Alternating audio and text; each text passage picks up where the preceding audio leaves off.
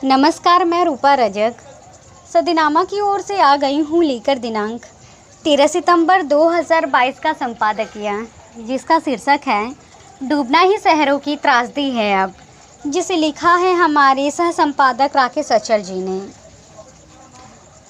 डूबना ही शहरों की त्रासदी है अब में पहले हम जानेंगे त्रासदी होता क्या है। हिंदी का त्रासदी शब्द, जिसे अंग्रेजी में ट्रेजेडी कहा जाता है, जिसका तात्पर्य है कोई भी नाटक या घटना का अंत दुखांत हो, उसे ही त्रासदी कहते हैं। अब भारत की सिलिकॉन सिटी कहा जाने वाला बेंगलोर को ही ले लीजिए। वर्षा झेलने लायक नहीं रहा, 1 साल में ही पूरा शहर डूब गया। डूबने की त्रासदी दुख ही देती है। और जानते हैं इस संबंध में आगे क्या कहते हैं हमारे संपादक महोदय। भारत की सिलिकॉन सिटी कहा जाने वाला बेंगलोर वर्षा झेलने के लायक नहीं रहा। एक ही वर्ष में पूरा शहर डूब गया। लोग त्राही त्राही कर उठे, जनजीवन अस्त व्यस्त हो गया और दुनिया की तमाम तकनीक धरी की धरी रह गई। डूबने की ये त्रासदी हमें दुख आमंत्रित करती है और आप देखेंगे कि आने वाले वर्षों में एक के बाद एक शहर आपको जलाप्लावित होते नजर आएंगे। जिस समय बेंगलोर डूब रहा था, मैं मुंबई में वर्षा का तांडव देख रहा था। मुझे तेज वर्षा में 32 किलोमीटर का सफ़र तय करना था, लेकिन वर्षा ने जैसे समूची गति को रोक दिया। रास्ते में कहीं छिपने की जगह नहीं, पेड़ पौधे तो पहले ही काटे जा चुके हैं। ऐसे में लोग या तो भीग रहे हुए या फिर फ्लाईओवर के नीचे खड़े होने को मजबूर थे। पूरे शहर में बरसात के पानी की निकासी के तमाम इंतज़ाम नाकाबिज साबित हो गई। सड़कों पर इतना पानी था कि 2 पहिया वाहनों के साथ साथ 4 पहिया कारों तक के इंजन में पानी भर गया। शहरों के डूबने का खतरा केवल समुद्र किनारे के शहरों में नहीं, बल्कि उन शहरों में भी है जिनके आसपास मीलों दूर कोई समुद्र नहीं। मुंबई और चेन्नई जैसे तटीय शहरों में तूफानों की वजह से बाढ़ का खतरा बढ़ जाता है, क्योंकि शहर का सारा पानी समुद्र में जाता है। अगर समुद्र से पानी वापस आने लगे तो दिक्कत होने लगती है, क्योंकि ऐसे किसी भी शहर की स्टॉर्म ड्रेन क्षमता यानी बारिश के पानी को निकालने की क्षमता समुद्र की तरफ से आने वाले पानी से कम होता है। हिंदुस्तान में मास्टर प्लान तो बनते हैं, लेकिन उन पर कभी भी ढंग से अमल नहीं होता। बढ़ती आबादी के दबाव को झेलते अधिकांश बड़े और मझोले शहरों में कब क्या समस्या उठ जाए, खड़ा हो जाए, या कोई नहीं बता सकता या कोई नहीं जानता। पूरे हिंदुस्तान शहरों की समस्याओं को समझने के लिए बेंगलोर एक उदाहरण हो सकता है।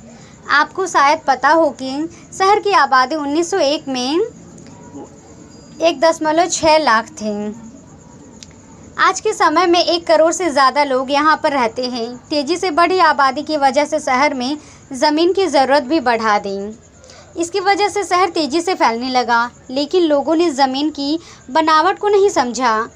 घाटियों और ऊंचाई वाले इलाकों में निर्माण होता चला गया।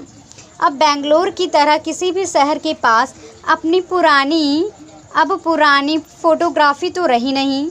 पानी की छोटी छोटी निकासी और नहरें बंद होती चली गई, लापता ही हो गई। स्थिति यह है कि लोगों ने शहर के पुराने नालों तक को निगल लिया है, उनके ऊपर भी मकान बना गए। दुर्भाग्य की बात यह है कि हमारे पास नगर नियोजन के लिए एक से बढ़कर एक दिमाग है, बजट है, लेकिन ज़मीन पर कोई योजना कामयाब नहीं हो पाता। देश का विकास उन हाथों में है जो नगर नियोजन के किसी भी प्रावधान को मानने के लिए राजी नहीं है। निकास नगर नियोजनों के लिए कोई ज़रूरत चीज़ नहीं है, जिसे जहाँ जैसा ठीक लगता है वैसा निकास हो रहा है। यही अनियोजित विकास तमाम समस्याओं की जड़ है। दुनिया जानती है कि कोई भी ताकत ज़मीन का निर्माण और उत्पादन नहीं कर सकती, यानी ज़मीन जितनी है उतनी ही रहने वाली है। लेकिन हमारा लालच और ज़रूरत हमें समुद्र तक को पाटने की ताकत दे रहा है। हम कूड़े कचरे के ढेर पर भी रहने की कोशिश कर चुके हैं। ऐसे में हमारी बसाहटों को डूबना ही है, फिर चाहे वे अत्याधुनिक सिलिकॉन वैली हो या कोई बसाहटें। भारत में कम से कम 4000 शहर तो है ही, लेकिन आज भी सबसे बड़ी आबादी शहरों में रहती है। हमारे गांव भी शहरों की तरह अब अनियोजित विकास के शिकार बनते जा रहे हैं। हमने उपलब्ध सुविधाओं में से ज़्यादातर शहरों में केंद्रित कर रखी हैं। बावजूद इसके न शहर सुरक्षित है न गांव। बाढ़ की विविधताएं अब अस्थायी बन चुकी हैं। जल भराव से अर्थव्यवस्था को अकुत नुकसान तो होता ही है, साथ ही राहत और बचाव की नई समस्या खड़ी हो जाती हैं। मौजूदा सरकार ने देश के सैकड़ों शहरों को विकसित करने के लिए स्मार्ट सिटी जैसा एक महत्वाकांक्षी योजना बनाई। इस योजना से शहर स्मार्ट होने के बजाय और समस्याग्रस्त हो गए, क्योंकि इस योजना का अमल भी आंखें बंद करके किया गया। स्मार्ट सिटी परियोजनाओं का अधिकांश पैसा भ्रष्ट की भेंट चढ़ गया। नेताओं और अफसरों ने इस योजनाओं की ऐसी बंदरबाट की कि देखकर शर्म आ जाते। डूबता बेंगलोर तो एक उदाहरण ही है। सरकार एक तरफ विकास का गीत गाती है तो दूसरी तरफ विकास की दुश्मन भी खुद ही बन जाती है। देश के शहरों और गांवों को प्राकृतिक आपदाओं से बचने के लिए अब शहरी विकास के लिए नए ढंग से सोचना होगा, अन्यथा विकसित होते शहर डूबने के लिए अभिशप्त बने रहेंगे। अनियोजित विकास की ये समस्या सुरक्षामुख की तरह बढ़ती जाने वाली है। वर्ल्डोमीटर के अनुसार भारत की जनसंख्या 2021 में 139 करोड़ हो चुकी है। आखिरी बात भारत की जनसंख्या की जनगणना 2011 में की गई थी, जिसके अनुसार भारत की जनसंख्या 18.1 करोड़ से बढ़कर 1.21 अरब हो गई थी, जिसमें आबादी 17.64% बढ़ रही थी। भारत में जनसंख्या घनत्व 464 प्रति वर्ग किलोमीटर है और भारत की कुल आबादी लगभग 35% हिस्सा शहरों में रहते हैं।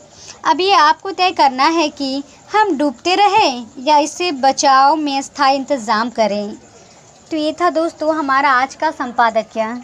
कल फिर लौटेंगे एक नए विषय, एक नए संपादकीय के साथ। तब तक के लिए नमस्कार।